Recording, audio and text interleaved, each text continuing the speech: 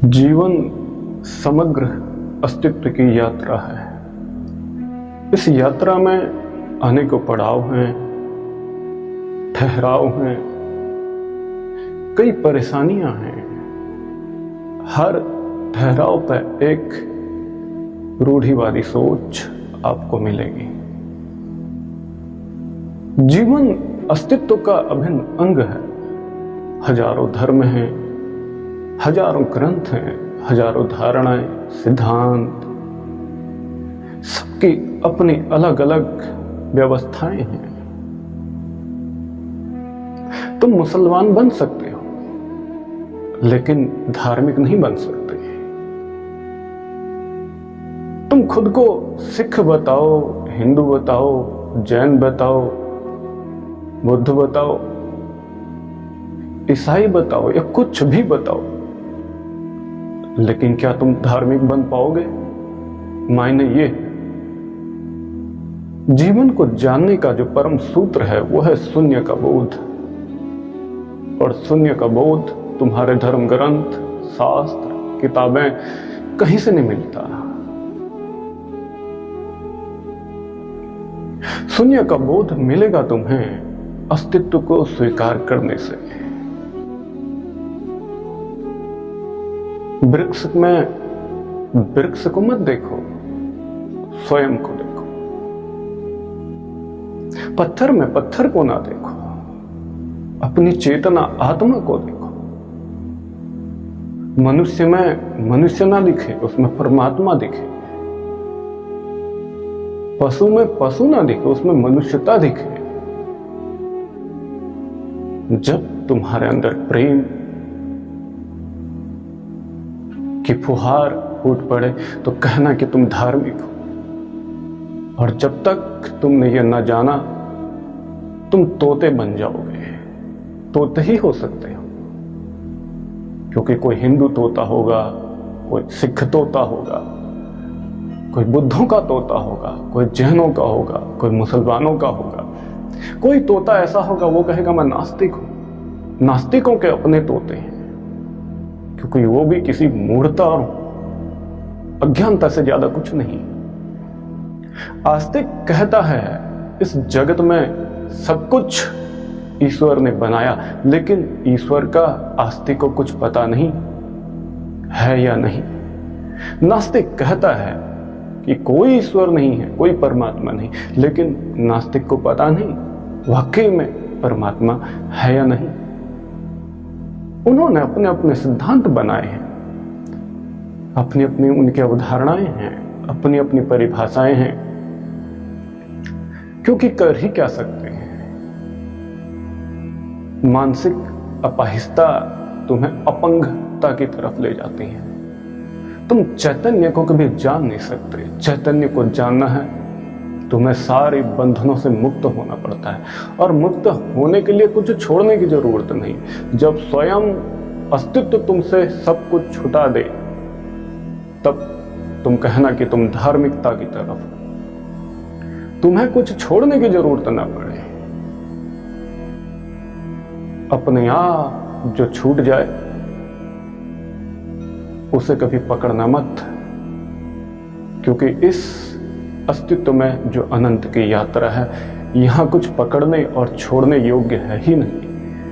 क्योंकि कुछ लोग ईश्वर को पकड़ते हैं और कुछ लोग ईश्वर को छोड़ते हैं दोनों अज्ञानी। पकड़ना सबसे बड़ी मूर्खता है, तो ईश्वर को छोड़ना भी उससे कम मूर्खता नहीं है। उतनी ही बड़ी मूर्खता है जितनी ईश्वर को पकड़ और छोड़ का विधान है। ईश्वर जानने योग्य है। ईश्वर को जाना जा सकता है ध्यान से, लेकिन तुम्हारे तथाकथित धर्म गुरुओं का व्याख्यान ध्यान के संबंध में होगा कि कुछ बार बार रिपीट करो, रिमेंबर करो। अलग अलग नए नए सूत्र हैं, अलग अलग धर्मों के अलग अलग विधान है, अलग अलग सिद्धांत हैं। हिंदू अपने अपने नियम बना के बैठता है, तो मुसलमान, सिख, ईसाई के अपने अलग अलग नियम, बुद्धों के अपने अलग नियम है, तो जैन उनसे कभी पीछे थोड़ना है। सभी के अपने अपने नियम हैं, अपने सिद्धांत हैं। लेकिन वो रिमेम्बरिंग और रिपीटिशन तुम्हें कभी शून्यता का बोध नहीं करा सकती। शून्यता के बोध के लिए तुम्हें परम शून्य की तरफ गहराई में उतरना होगा। उसके लिए कोई क्रिया की जरूरत नहीं है। तुम्हें जब मन, बुद्धि, आत्मा और इस शरीर से मुक्ति हो जाए तो ही तुम परम शून्य को जान सकते हो। जिस क्षण मात्र में मन, बुद्धि, आत्मा और ये शरीर तुम्हारे पास ना हो, वही क्षण मात्र तुम ध्यान में उतर जाते हो। उससे पहले तुम हिंदू हो सकते हो, मुसलमान हो सकते हो, सिख हो सकते हो और ईसाई हो सकते हो, या तुम्हारी अपनी अपनी धारणाएं, सिद्धांत हो सकते हैं, लेकिन तुम कभी धार्मिक नहीं हो सकते। धर्म के नाम पर तुम तलवारें निकाल सकते हो। अगर कोई अभी नारा लगा दे कि सिख धर्म खतरे में है, सारे सिखों की भीड़ उसके पीछे जुड़ जाएगी। और कोई दूसरा कह दे कि मुसलमान और हिंदू धर्म खतरे में है, तो मुसलमानों की भीड़ मुसलमान के पीछे लगेगी और हिंदू की भीड़ हिंदू के पीछे। लेकिन जानने और सोचने विचारने योग्य बात है, क्या इन भीड़ के पीछे क्या इंसानियत मर गई? क्या परमात्मा ने तुमको इसलिए बनाया था कि तुम एक दूसरे को तलवार खींचकर अपने अपने धर्म के नाम पर एक दूसरे की गर्दन उतार दो? क्या यही धार्मिकता है? तुम्हारे ग्रंथ, शास्त्र और किताबों में क्या यही धार्मिकता देखने को मिलती है? मेरे सवाल कभी खड़े होते नहीं हैं। ऐसे रूढ़िवादी लोग अक्सर खतरे में पड़ जाते हैं जब भी मैंने सवाल खड़े किए। चाहे वो हिंदू रूढ़िवादी हो, चाहे वो सिख हो, चाहे वो मुसलमान हो, या चाहे वो ईसाई हो, या चाहे बुद्ध और जैनों के अपने रूढ़िवादी हैं, क्योंकि सबकी अपनी अपनी धारणा है। एक कहता ईश्वर है, दूसरा कहता नहीं है। लेकिन किसी से पूछो, क्या तुमने शून्य को जाना? सत्य का बोध है, लेकिन कोई कुछ नहीं कह सकता। दोनों के पास जवाब नहीं है। ना आस्तिक के पास कोई जवाब है, ना नास्तिक के पास कोई जवाब है। महावीर, नानक, मोहम्मद, कृष्ण और राम, चाहे उसके बाद जरथुष्ट हो, सभी ने एक ही सूत्र की बात की, और उस सूत्र में तुमको उतारने की कोशिश की, तुमको बांधने की नहीं की। लेकिन तुम बंध गए अपनी अपनी शमशान की अलग अलग अर्थियों पर। तुम्हारी अर्थियों पर जो ओढ़ी गई चादर है, उसको तुम अपना धर्म समझते हो, और वो चादर उस समय खत्म हो जाती है जब तुम्हारी लाश शमशान की चिताओं में जलती है। चाहे तुम अपने को किसी भी धर्म संप्रदाय के सदस्य क्यों ना मानते हो, अगर तुम किसी भी लाश को पकड़ के बैठे हो तो तुम कभी भी मनुष्यता को नहीं जान सकते। इसका सबसे बड़ा कारण है कि तुम रूढ़िवादी और संकीर्ण बुद्धि के साथ खड़े हो चुके हो। मनुष्य चेतना आज भटक चुकी है। मनुष्यता कहीं देखने को मिलती नहीं। उसका कारण है, सबसे बड़ा कारण है रूढ़िवादी सोच। जातिवाद और रूढ़िवाद ने आज मनुष्यता को अपंग कर दिया, अपाहिज कर दिया है। सबसे बड़ा कारण है अलग अलग धर्म संप्रदाय जो बढ़ चुकी है इस दुनिया में। लगभग 4000 से ज्यादा यहाँ धर्म संप्रदाय, 4500 से ज्यादा यहाँ धर्म ग्रंथ तुम्हें देखने को मिलेंगे।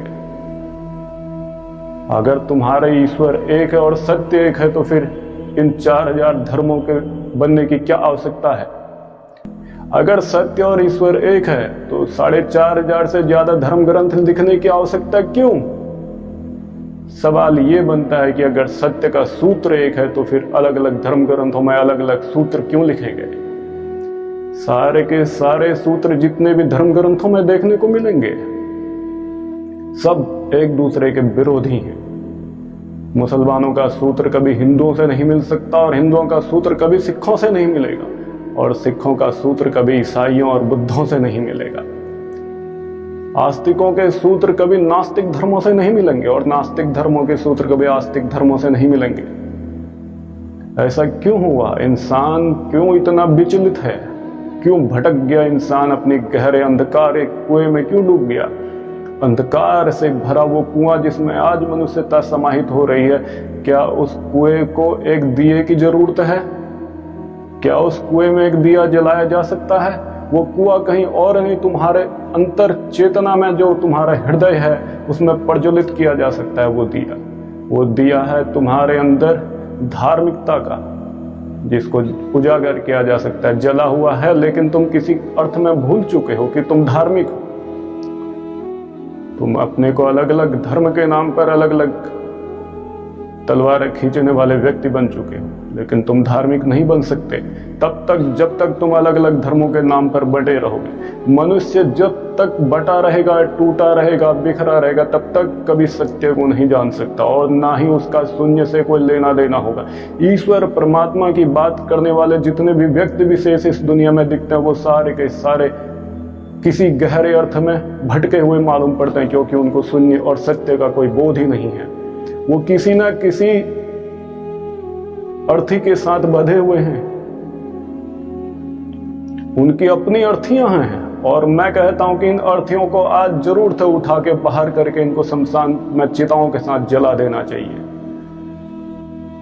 तुम किसी अर्थी के साथ मत बंधना, सबने अपनी अपनी, तुम ध्यान देना, अपनी अपनी अर्थियों में एक खूबसूरत चादर ओढ़ी जाती है। उस चादर को जो तुम नाम देते हो उसको तुम अपने साथ जोड़ते हो। आज मिलकर उस चादर को आग लगा देना चाहिए, तो ही मनुष्य जाति को बचाया जा सकता है, तो ही धर्म को बचाया जा सकता है, और तो ही मानवता को एक गहरे प्रकाश की तरफ अग्रसर किया जा सकता है। आप हिंदू मत बनो, मुसलमान मत बनो, सिख मत बनो, ईसाई मत बनो, बुद्ध और जैनी भी मत बनो। आप सिर्फ और सिर्फ इंसान बनो, इससे ज्यादा कुछ बनने की जरूरत नहीं। आप आस्तिक मत बनो और आप नास्तिक मत बनो, सिर्फ इंसान और प्रेम की तरफ अग्रसर होके देखो। प्रेम की कोई भाषा नहीं है। अगर पशु तुम्हारी भाषा हिंदी अंग्रेजी नहीं जानता, तो कभी क्या पशु तुम्हारे करीब प्रेम में तल्लीन नहीं हो सकता? बिल्कुल होता है। तो फिर मनुष्य, एक दो प्रकार के मनुष्यों के बीच में कभी प्रेम संबंध क्यों नहीं हो सकते? आदमी जितना लालायित है एक स्त्री के लिए, स्त्री भी उतनी लालायित है किसी पुरुष के लिए। लेकिन कभी तुमने एक दूसरे मनुष्यों के लिए प्रेम की तरफ अग्रसर होने का प्रयास किया?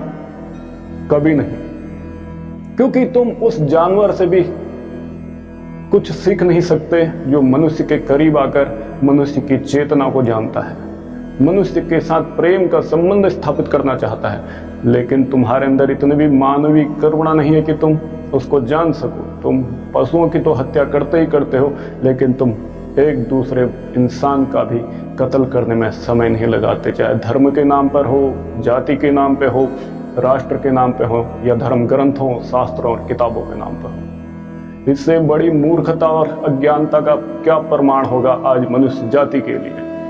जरूरत है हमें उस परम शून्य और परम बोध की तरफ अग्रसर हो जाना चाहिए, जिसकी बात नानक, कृष्ण, बुद्ध, महावीर, मोहम्मद जैसे अलग अलग लोगों ने कही है। आज मैं तुम्हें उसी तरफ आने की बात कहता हूं। मैं ये तो नहीं कहता कि मैं तुम्हें नानक और महावीर से मिलाऊंगा, मैं तुम्हें ये तो नहीं कहता तुम जीसस और कृष्ण को मैं तुम्हें मिला दूंगा। मैं ये जरूर कहता हूं कि तुम्हें उसी शून्य का बोध होगा जिस शून्य की तरफ उन लोगों ने तुम्हें बढ़ने का इशारा किया था।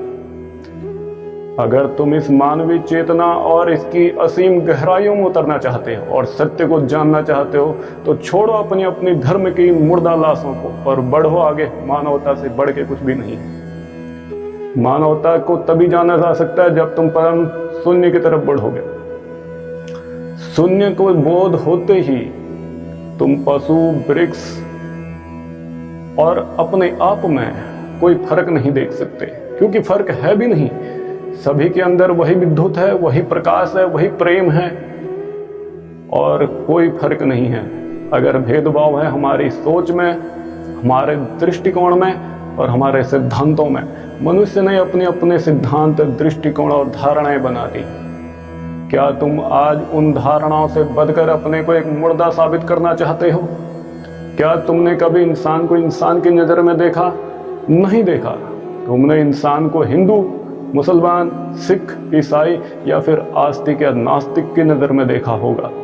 अक्सर देखते हैं, तभी तो समाज में इतना उन्माद है। समाज भटक क्यों गया आज इस हद तक कि एक दूसरे के खून के प्यासा हो गया? इसका सबसे बड़ा कारण है क्योंकि उन्होंने कभी अपने शास्त्रों को समझने की कोशिश नहीं की, उन्होंने अपने ग्रंथों और किताबों को जानने की कोशिश न की। सिर्फ वो अपने ग्रंथों और शास्त्रों और किताबों को पढ़ पढ़ के पागलों की भांति तोते बनते गए, और जिसके बाद उन्होंने एक नए कट्टरवाद और नए धर्म की तरफ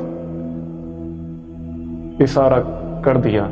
क्योंकि जो अपने को सिख बताते वो नानक के विरोधी मालूम होते हैं, और जो अपने को हिंदू बताते वो कृष्ण और राम और दूसरे